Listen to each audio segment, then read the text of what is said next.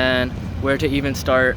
Naseem Shah hits back-to-back sixes, making Pakistan win by 1 wicket and ensuring them a place in the final along with Sri Lanka and knocking out Afghanistan and India out of the Asia Cup. Man, I'm just here at university and it's like my second day, so I don't have any classes and I have a big gap right now, and since it's just the start of the semester, there's no work for the classes, so I was free and I watched the whole match sitting in the library. And man, by the end, my hands were shaking so much. I was like, man, my heart was racing. If you don't know, I'm a Pakistani fan, but yeah, man, when he hit that last six, so when it was what 11 required off the last over, with just 1 wicket in hand, Naseem Shah, I was just like, man, it's looking tough right now. But then when he hit that first six, that one was like an obvious six, right? It was like as soon as he hit it, you were like, yeah, that's going for 6. But man, the next shot, when he hit it, I was unsure. I was like, is it gonna be 6 or is it gonna be out caught on the boundary? So I'm just the ball's up in the air, camera zooming in on the ball. I'm just like, oh shit, like I don't know what's gonna happen. And then it pans down and you can see that it went over the rope, and I was so relieved. I'm sitting in the library and I start putting like my put like my hands up like this, and I must have made some sort of noise or something just out of like hype. A couple of guys behind me were like, what the hell? But I don't care, man. It was just such a hype moment.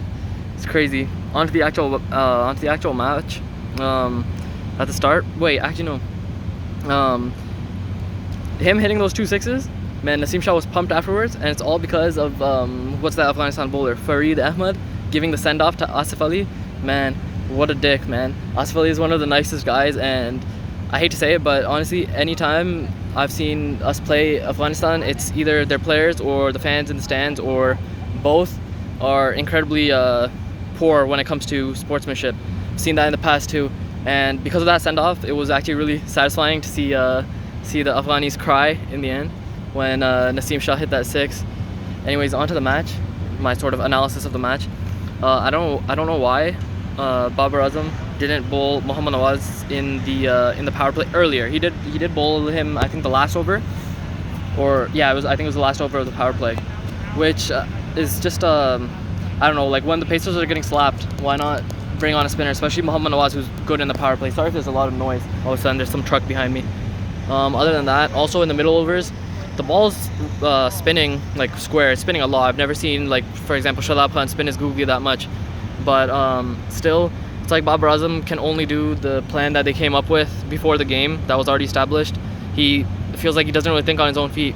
Could have easily bowled Iftikhar Ahmed or Khushal Shah for like 2 or 3 overs, especially when someone like Mohammad Hasnain is getting hit for runs.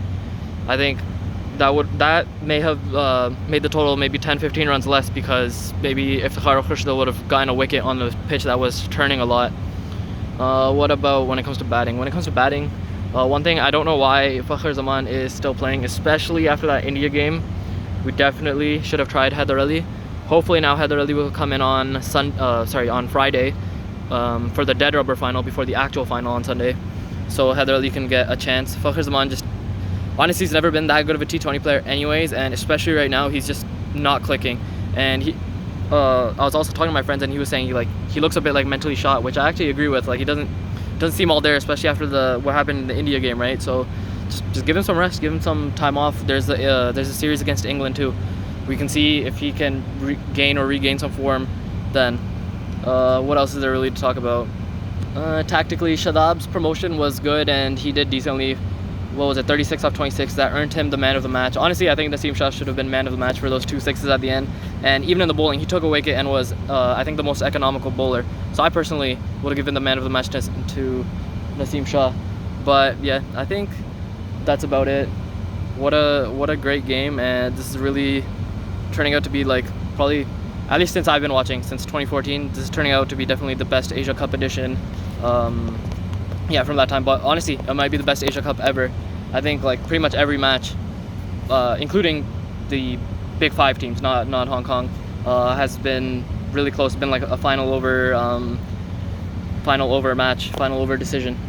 So yeah, great Asia Cup. Hopefully tomorrow's game, India versus Afghanistan, it's a bit of a dead rubber, but there's still pride to play for, right? Especially after what happened to Afghanistan today. They'll be hoping to get a win. And then Friday is the dead rubber final before the final. And then hopefully the final on Sunday is good. And obviously, as a Pakistani supporter, I would be supporting Pakistan. But Sri Lanka is the one team I actually would not mind losing to. I have a big soft spot for Sri Lanka, and I really like how they play. So yeah, that's it for the video. India and Afghanistan are gone, and it's Pakistan versus Sri Lanka final.